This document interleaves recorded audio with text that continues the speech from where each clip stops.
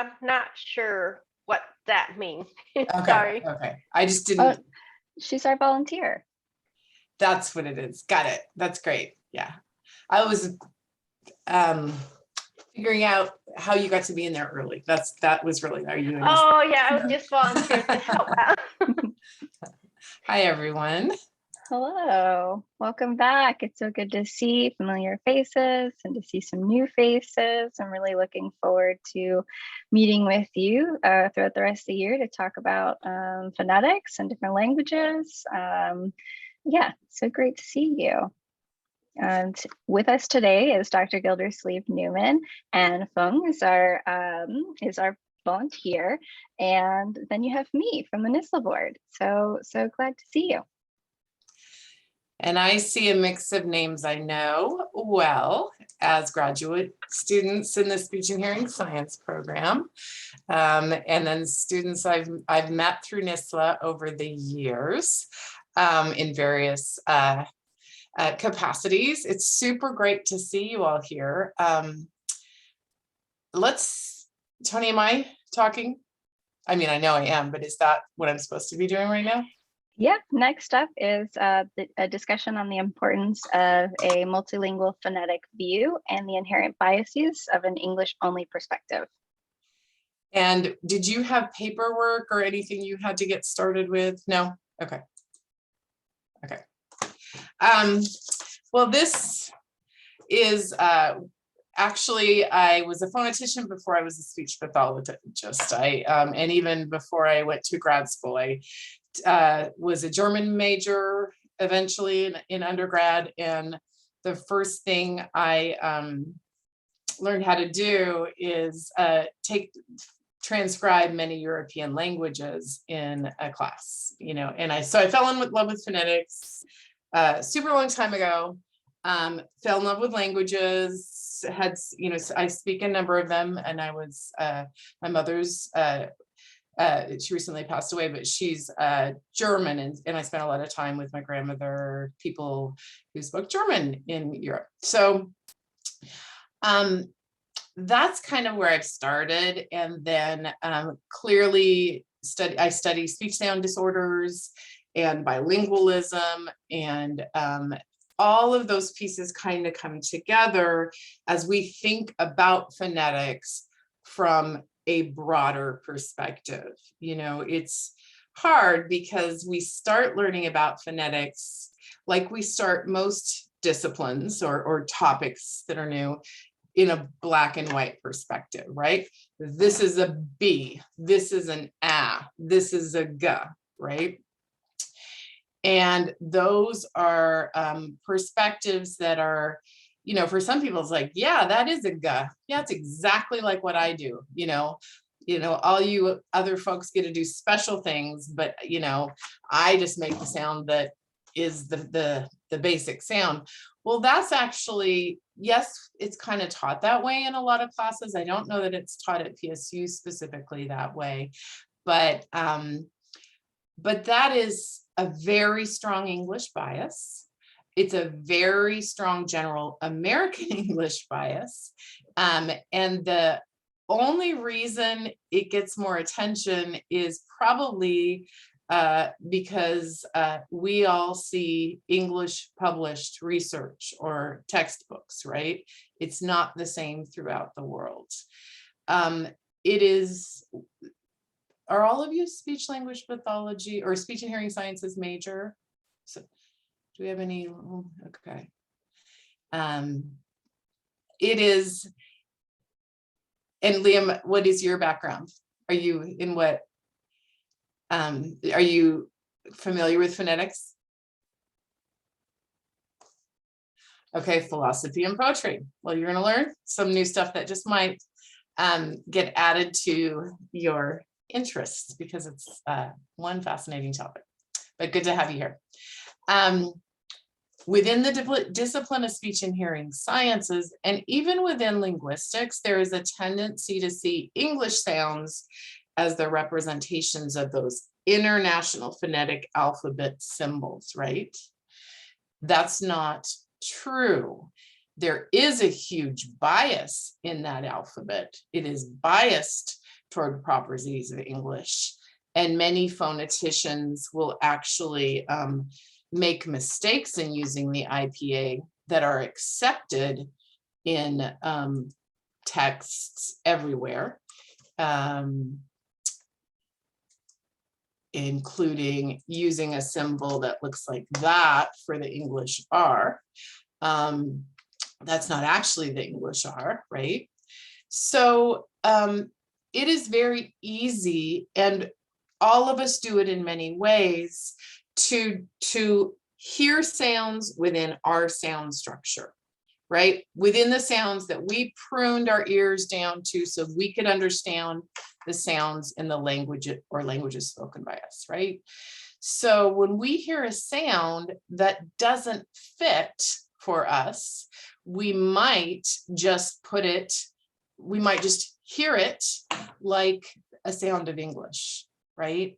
So when I think of German and I hear of sound, words like tuta, that's not an oo, that's not an English oo in there. That is a German oo, which is not a back vowel, but a front vowel, right?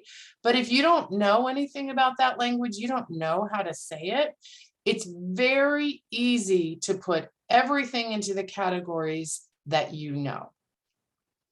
That, and then, if we go forward to think about speech pathology, it's very easy to think that someone who's making a sound that doesn't fit our categories has a problem, or it's a sign of disorder, because we're assuming that they should make the same T that we do because that's how T's are made. I'm not saying all you do that, but that's a tendency in our discipline. And so that's why I think looking at the variety of sounds and the way languages have put them together and contrasted them, and thinking about how bilinguals do this in 2 languages, but they also are using one system. So you're gonna see some effects of the languages on the other in little ways. All of that really, first of all, it's just so fascinating to think of the ways that languages have grown over time and how they differ. And then it's just, great to tune our ears to how different sounds and sound systems are. I am curious if people want to put in the chat the languages they speak, or know someone. It doesn't have to be you're perfect at it, but.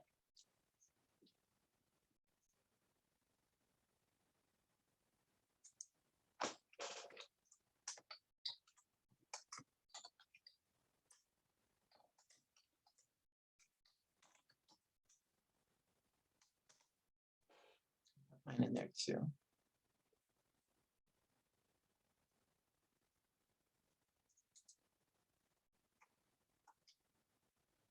So we've got Spanish, Vietnamese, French, Japanese, Portuguese, German, Italian. This is great. Quechua is the indigenous, is the Incan language. ASL language, but not spoken, not phonetically transcribed in the same way, but absolutely. And then West Coast General American English. And I'm even going to call that, because if you've been to Eastern Oregon, there's not just one, which is where I'm from, actually. So I get to say that, it's not the same dialect with many people in small towns. So, neat. Okay. And how many of you, I'm sorry, my cat is enjoying that I am sitting in a space that she can attack me in. She's biting me. So that is kind of just a start to the overview. There's so many ways we can explore this in this phonetics club, looking at kind of similarities and differences, and understanding how all languages are difficult in easy and different ways, because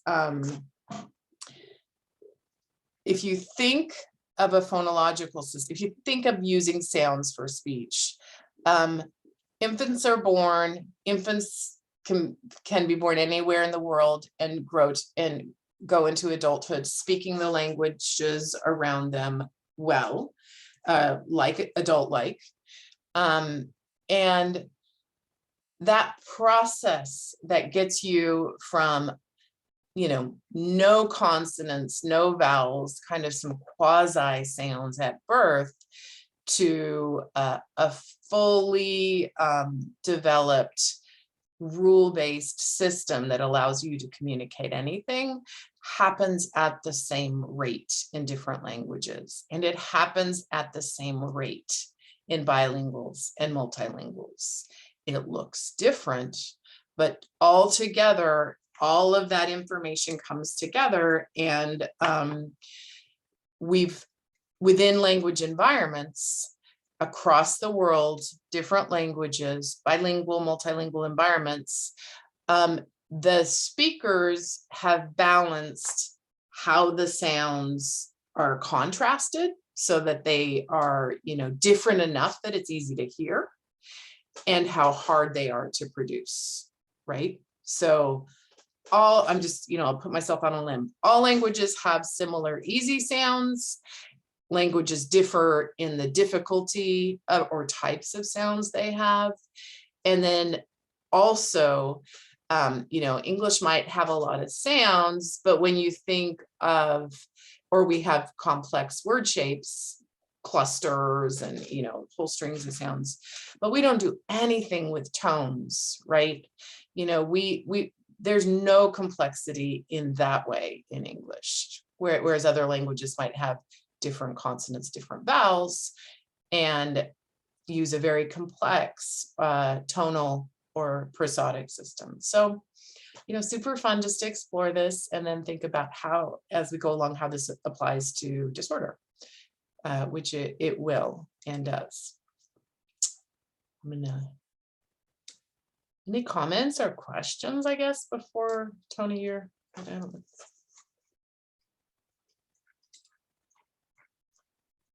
How many speak Spanish?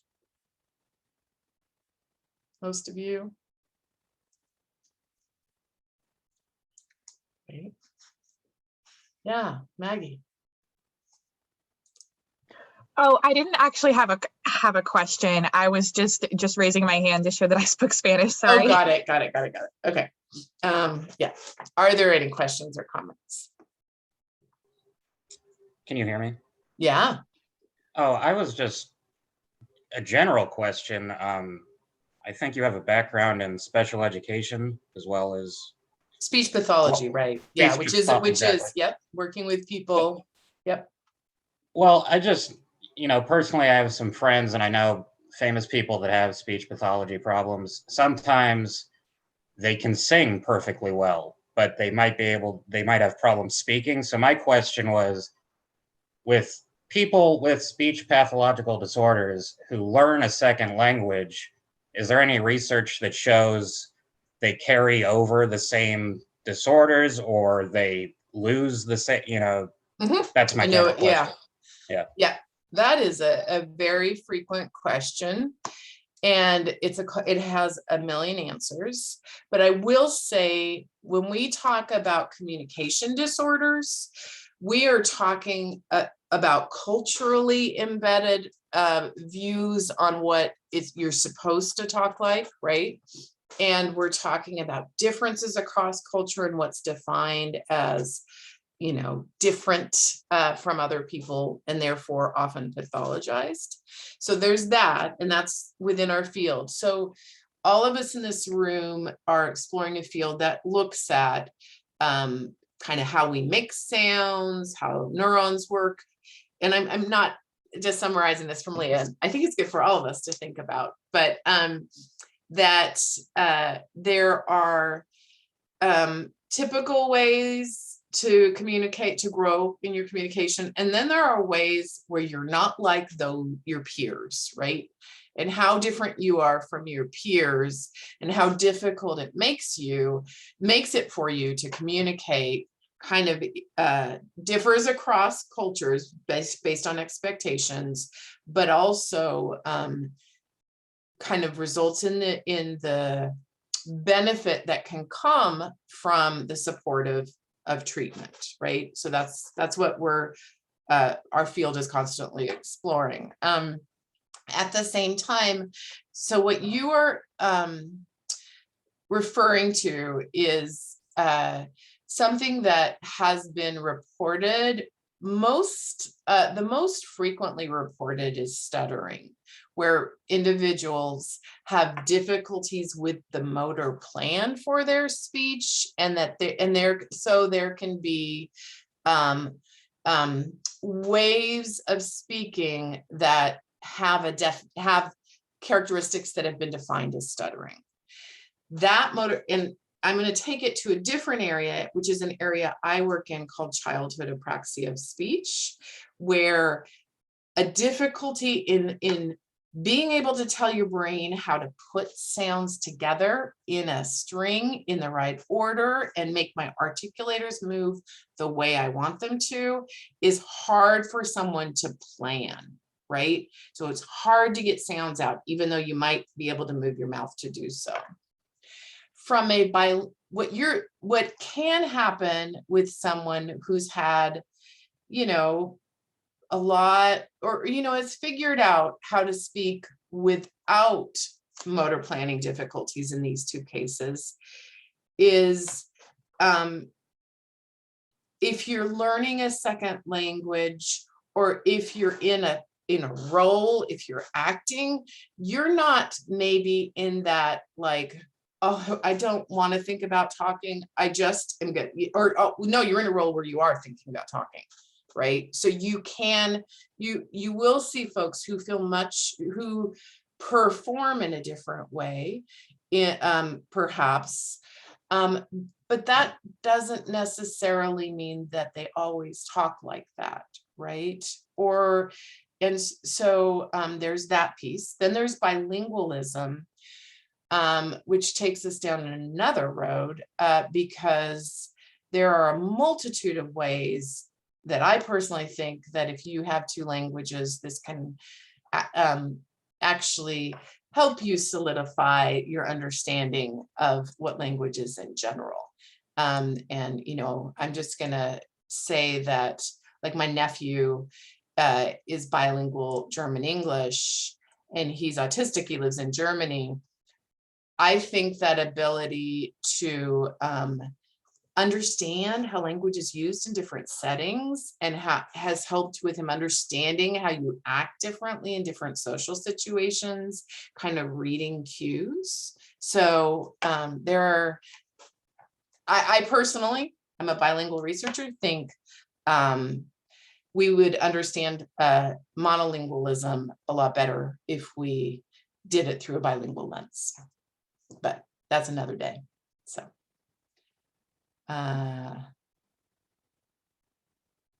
comments on that, other speech pathologists in here? There's so much to communication that is culturally embedded, so much to disorder, so much that is not, there's nothing, just cut and dry about how we talk, how people perceive how we talk, etc.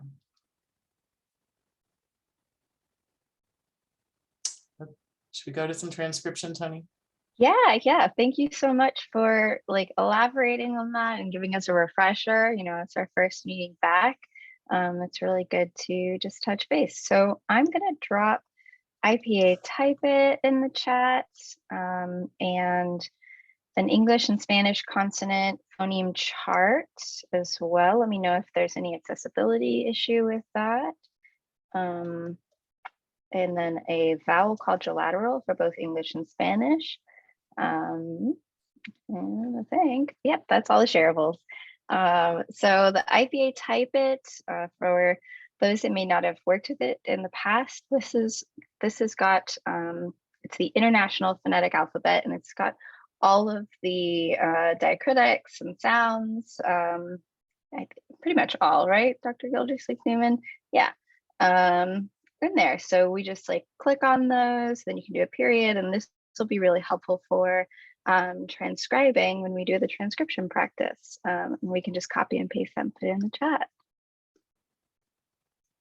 The two charts that Tony shared, the first one that's a doc is actually in a chapter that's coming out that I wrote with a colleague, Brian Goldstein. And then the second is a chart that didn't make it in there, but is going to get used in other pieces. And Tony visualized both of these. They're very helpful, I think. I think I'd like to start by showing those. Should I? Let's start. If I'm going to start with the consonants, or Tony, you want to show it, and I'll. Either way, you have the wand. Okay. Okay, let's see. Where did it go? That's the problem. I'll go back to the chat, pull it up. It's hidden under here. There we go. So this is a chart that is in this textbook that's coming out. I'm going to make it a little smaller. And what we've done here is used the categories of consonant place and consonant manner to compare the basic ways that English and Spanish consonants are made. And on the top of the line in any pair are the English on the top, and on the bottom are the Spanish. Okay, so you see a lot of shared sounds, right? Most of the bilabial, or all of the bilabial phonemes, the stops and nasals and glides, are in English and Spanish. What we did note that's important is this aspiration for the P, as well as the T and the K of English. So actually, when you start phonetics, you hear that as English has a P, and it's transcribed just like we do orthographically. But to differentiate English and Spanish in transcription, for English, we need an aspiration symbol, right? To show that the Spanish P doesn't have aspiration and the English does. So if we were to say, well, who wants to do a contrast between two words that only differ in aspiration? An English and a Spanish word, either with B, T, or P, T, or K. There's tu and tu. Say that again. Tu, like go to, Yes. and then tu, like your or you. Mm-hmm. Yep. Here we see a category that is only a phoneme in Spanish, right? This is the alveolar flap. That's a manner category that we have as an allophone in English, but it's the only language with it as a phoneme is Spanish. And so here you can see pretty much all of the differences. What are the biggest ones? Anybody want to take a stab at it? Far fewer fricatives. Say it again. I'm taking it down, but just go ahead with. Far fewer fricatives in Spanish than in English. Yes. Far fewer fricatives. Is there anything about those fricatives that's also different in general? and I affricates. can't see them anymore, so I don't. Yeah, can't I use took it that down so I could as a- see you, but sorry. it's on, you can go into that link. There aren't any voiced fricatives in Spanish. In Mexican, in many dialects of Latin America, there aren't any voiced fricatives. Yes. And Anna has pointed out that T and D are also dental in Spanish, and not in English. And that did not get captured in that chart. But yes, that's true. It's in the textbook, but not in the chart. It's a big difference in where we have the tip of our tongue between the T's and D's, the alveolar sounds. What else is very different?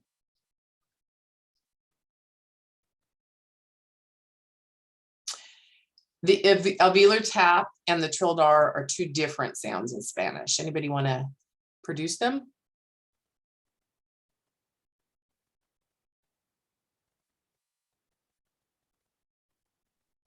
We can say that the difference between dog and then like the word but, B-U-T, so it's perro and pero. Or even fewer little, yep, just a Mhm. very short tap on the roof of your mouth versus the longer trill. Those are the two R's.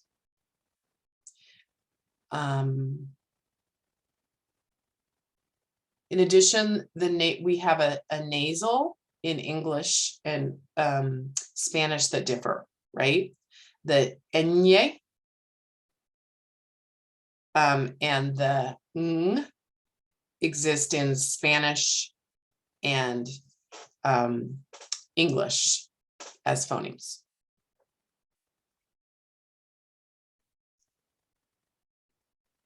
Did we already point out that the glottal H is not present, that instead it's more like the velar, because like H is unpronounced in words in Spanish? Did we talk about that yet? Nope, we Mhm. have the velar and the glottal fricative, the H and the small x that are on there. So kind of the H in house in English, where you're not doing any obstruction in your mouth. And the jamás in Spanish, where you actually are making an H-like sound at the back of your mouth, right? And then there's the no ja, again, no voiced fricatives or affricates in most Latin American Spanishes. And then let's look at the vowels real quick, Tony.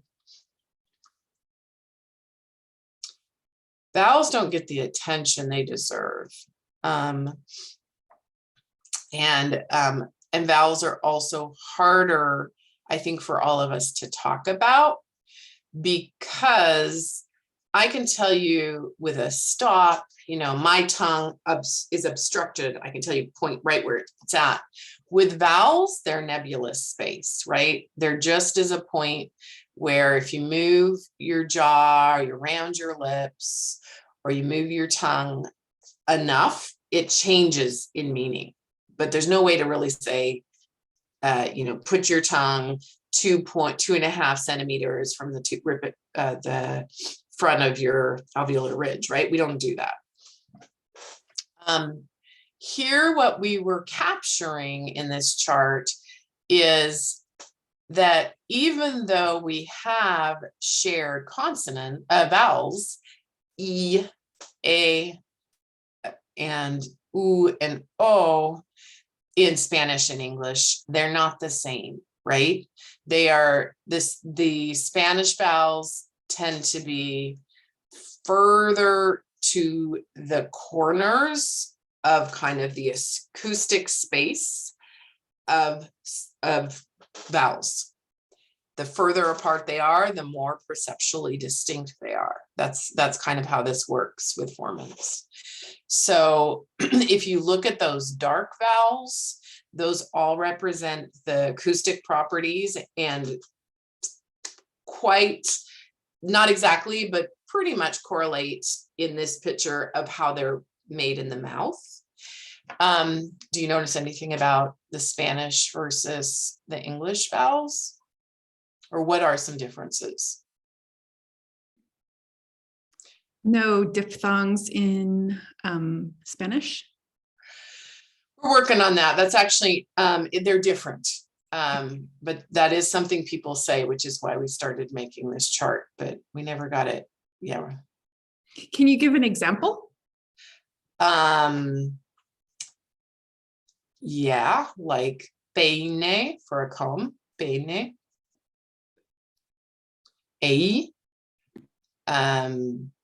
Boy, like a boy, or I'm going, actually, that would be like a decreciente. So that's a semi-consonant? Yeah, instead of a semi-vowel instead of semi-consonant, because it's not a growing creciente one, it's a decreciente. So it'd be And to B. translate from Spanish phonetics,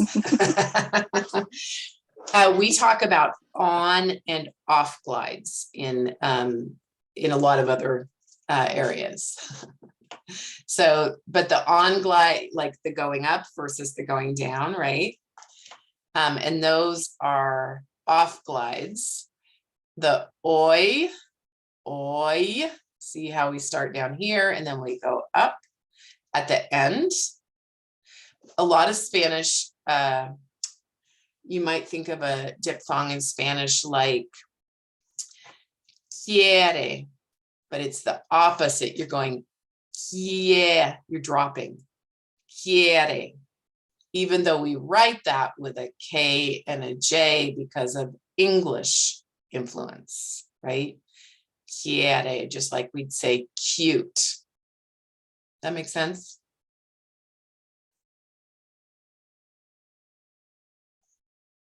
Is anybody over there typing those? Yep. And what did you say, Maggie? Only 10 spells in Spanish. Yes, I see what you're saying. What Spanish doesn't have are lax vowels. So there's a distinction between, we make a distinction between E and I, which has, it's a slightly different place, but it's also length of the vowel. And Spanish does not have that distinction. No rhotics. And then we also have down at the bottom, English, General American English has a made with the tongue low in front and ah with tongue low in back. Spanish has in the middle the kind of low central vowel, which is the Spanish, the fifth vowel in Spanish. If you look at Spanish, it has 5 vowels, and they are basically hitting the corners. They're as far apart acoustically from each other as they can be, right? Super high up in the back, super high up in the front, and then down in the middle, the low central. Why would that be?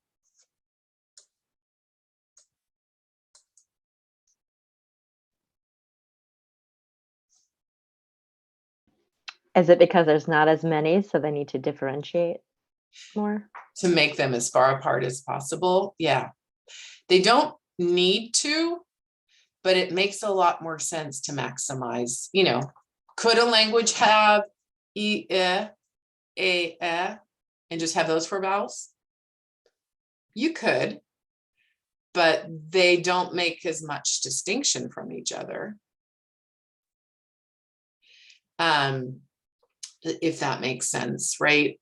I think of this, so I did my dissertation in Quechua, which only has 3 vowels, right? And it's spoken in the highlands of Ecuador, which is where I was. And I did my research in a very, very rural community at 15,000 feet. And I was always shocked that, or not shocked, I was fascinated by the fact that people could talk to each other from across valleys. Like I could hardly hear what they're saying, but a little piece of that is you can hear the vowels. right? Vowels will carry. And there are, yeah, that's another way. But unlike in this case, those vowel properties make them so distinct that you hear that distinction. And you see that in Spanish with these 5 vowels. And then you see English with many more vowels with a much more crowded acoustic space, right? I think now, Tony, any other comments or questions about that? I have a question. Does this lead to words being longer? The fact that you only have 5 vowel sounds? Great question. Pretty much. I mean, in a way, yes. But it's not that simple, of course. But Spanish has simpler word shapes, fewer final consonants, and it has simpler and fewer vowels. But word length is a very important aspect of Spanish. And that's an area where, you know, we want to be as aware in the field of speech language pathology to understand how languages find contrast.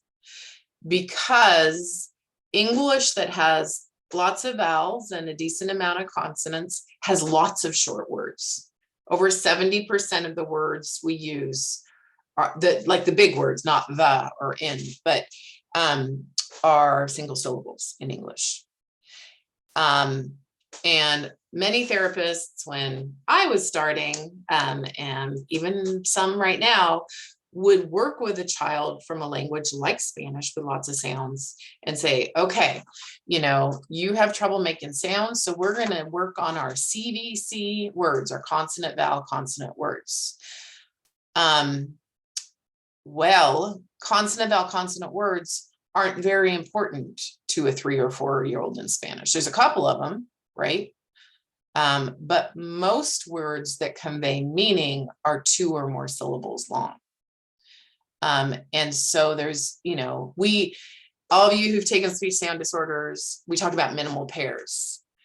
That works for a language that can take the vowel a and do pat, bat, back, pat, sack, stack, on and on and on. I mean, if I want to take that vowel, I can, or even if I take an as an ending, I can do pan, scan, flan, in borrow from Spanish, but and go on and on and on, and then I can change the end of that.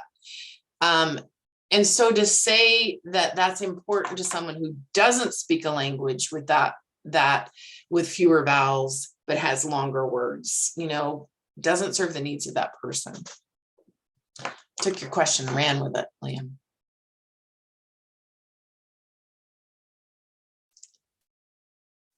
Comments, questions?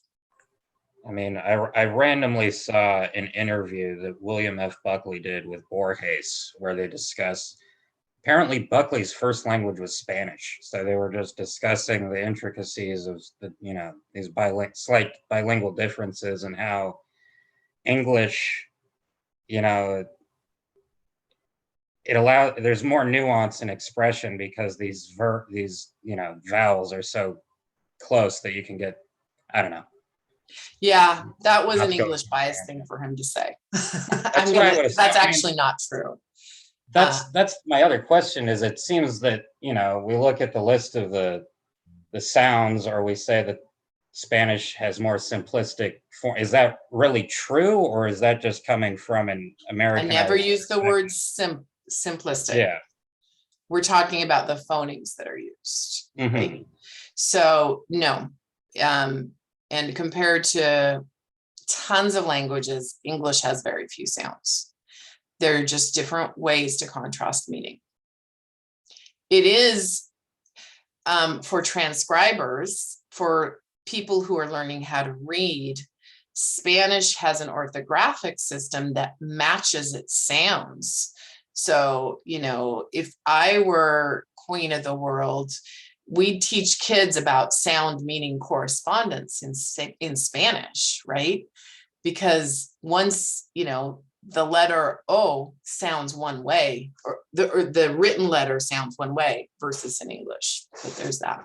How about some phonetic questions about any of those pieces?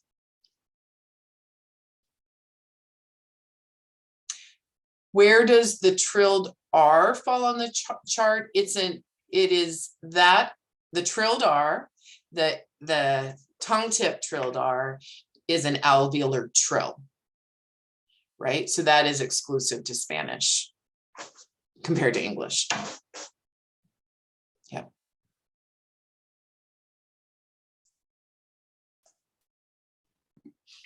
Is Wow. Enye, Oh. oh, sorry. Is No, you go ahead. Is Enye transcribed as the palatal nasal stop that's on the chart? Enye, yes. Okay. Yep. And just to be clear, like just to, I don't know, actually to muddy things. If we were to transcribe a word like canyon, right?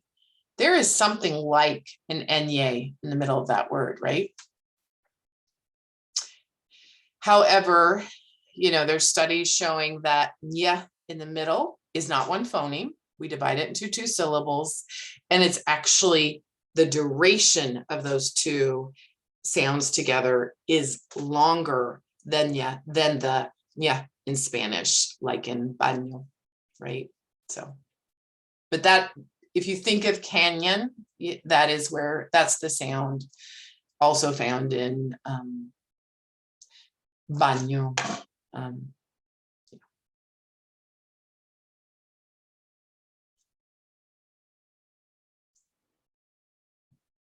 What's the state of our extended community for shifting toward a worldview of sounds? Like, is it Speech pathology?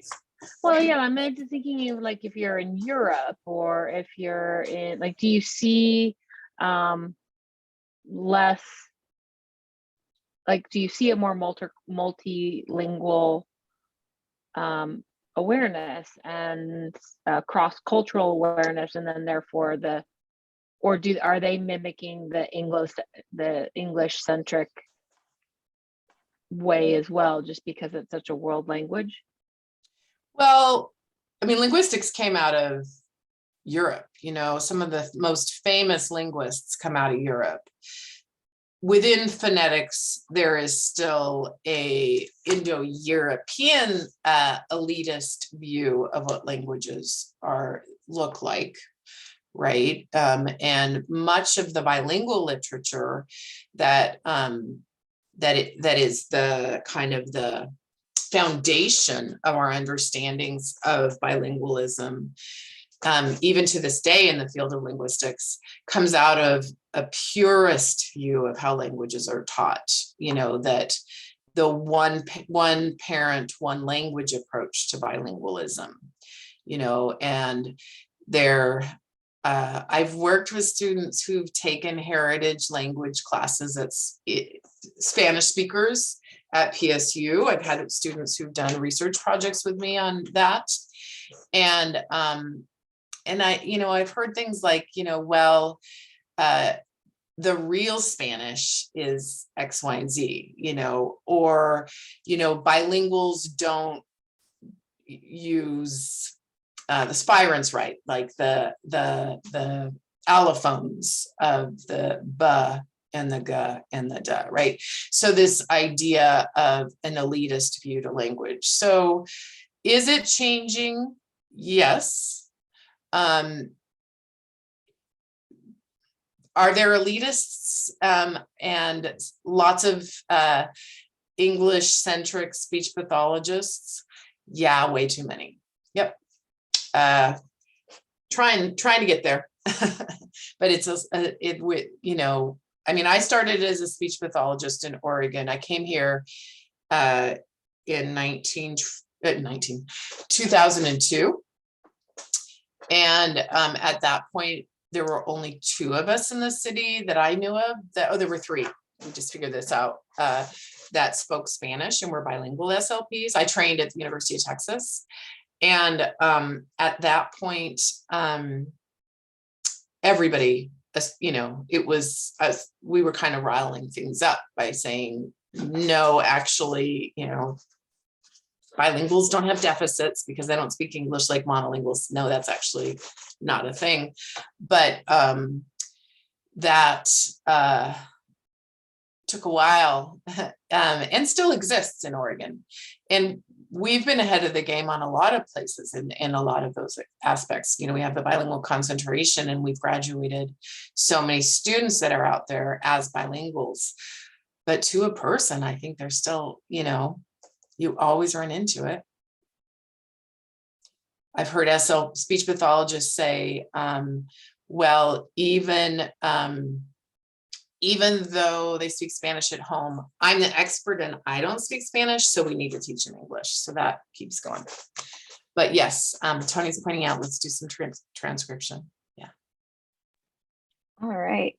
Let me pull up the screen and do some, well, I've got two different sets here. We can just do Spanish in one dialect set. So this I think this might be a Spanish from Mexico, but I'm not quite sure. It doesn't label it. And then I have another one that's Spanish from España. And then there's compared to Colombian Spanish, and they say the same word, but one right after the other. And that could be fun.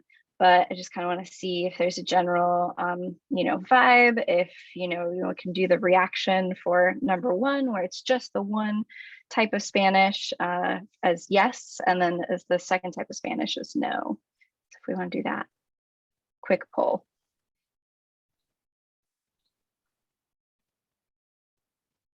What are we? So the singular type of Spanish, just one type in there, we're just going to put that as a yes. So it's the green button with the check. And then the two types, we're going to put that as no, the red button, and that'll indicate the binary, which one. One dialect is okay. Okay, getting some singles, we're getting some doubles. I know I'm really curious about the double. I'll save that for later, at least. We'll get there. Cool, let's just start with the one then. Perfect. So expanding this. I want to make sure that I'm sharing my audio with y'all.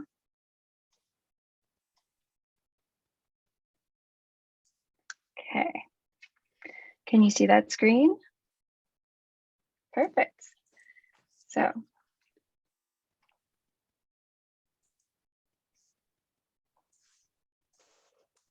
Oh, I muted it. Estética. We're going to go with estética. I'm going to go play it again.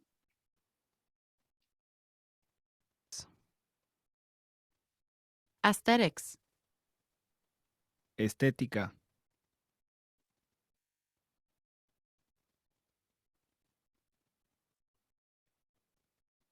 Estética.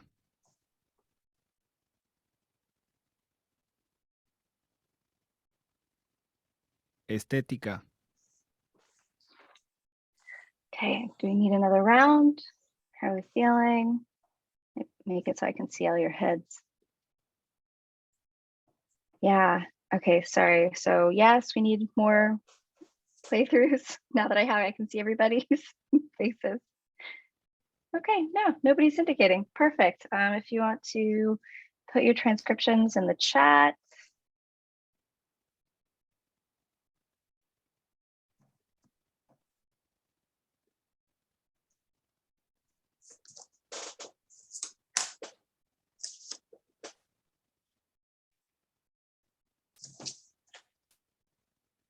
Estética.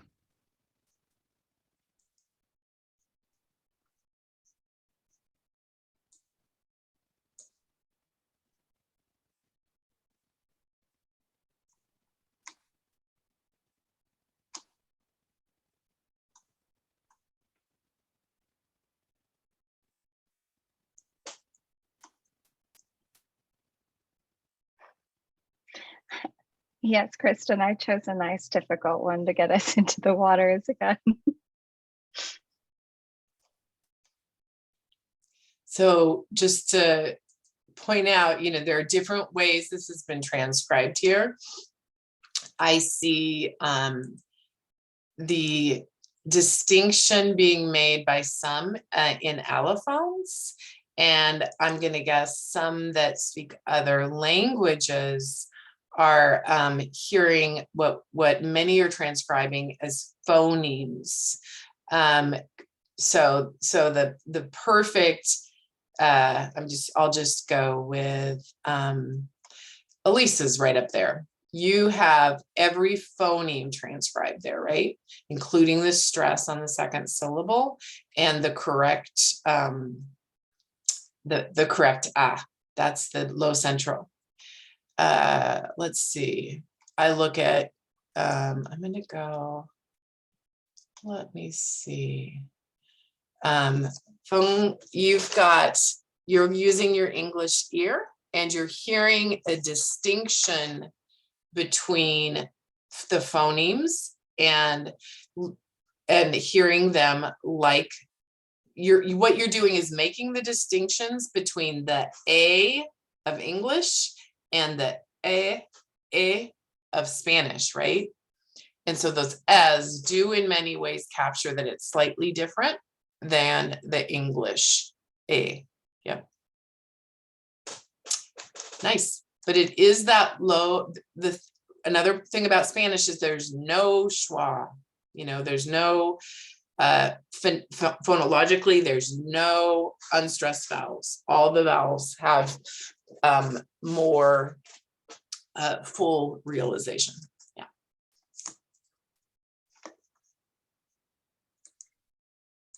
Excellent. Okay, we're going to go to the next one.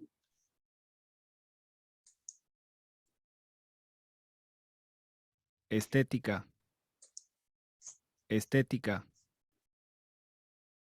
Animation. Animación.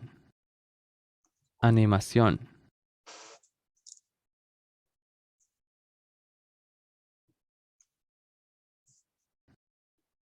Animación. Anime.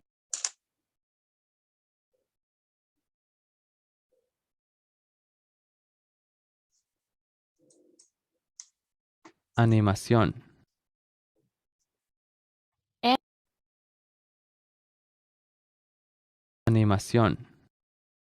Animación. Animación.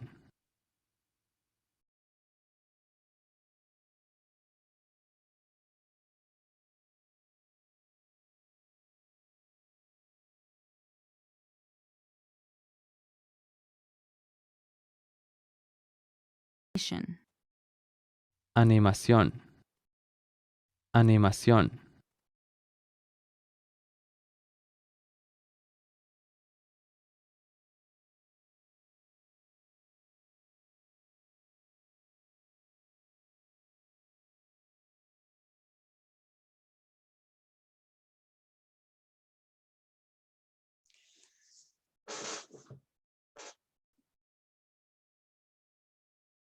A show of thumbs if we need another playthrough. Some of you are transcribing 4 syllables and some 3. Just why don't you play it one more time, Tony? Animación. Animación.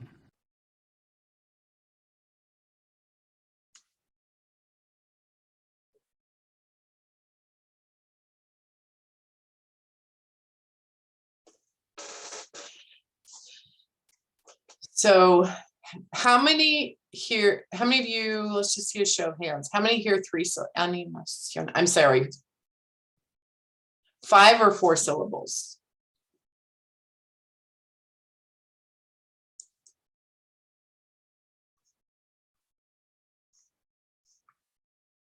Okay. I hear 4.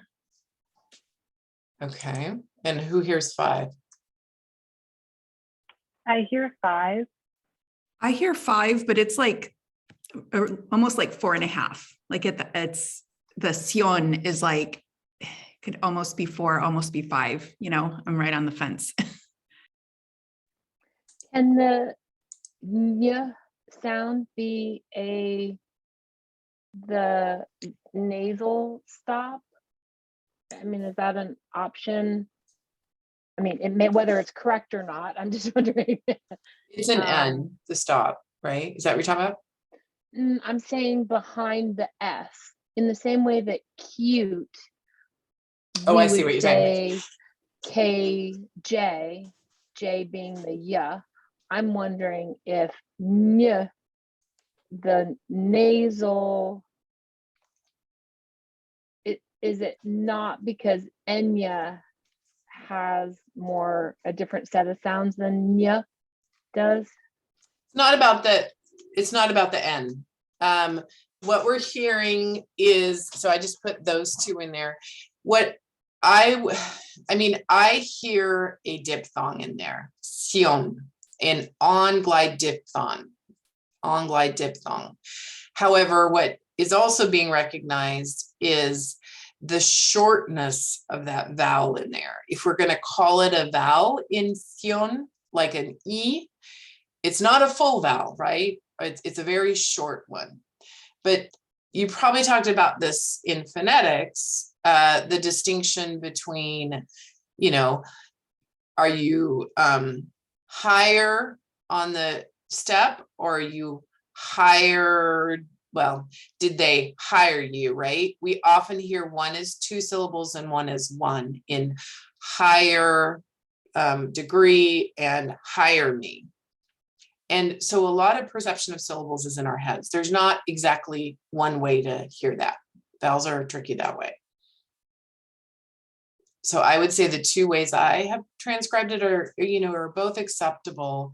What you need to do in our field is make sure that both of them are correct. So you would never count a child wrong for saying one versus the other. Let's do one more.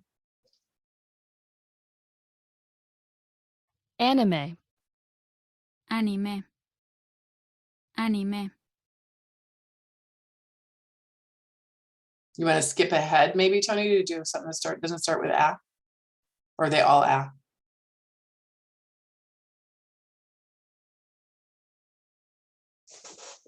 ballet,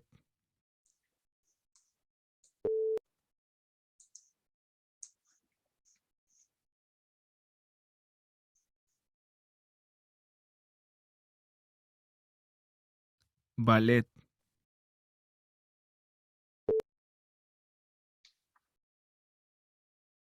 ballet, ballet, ballet,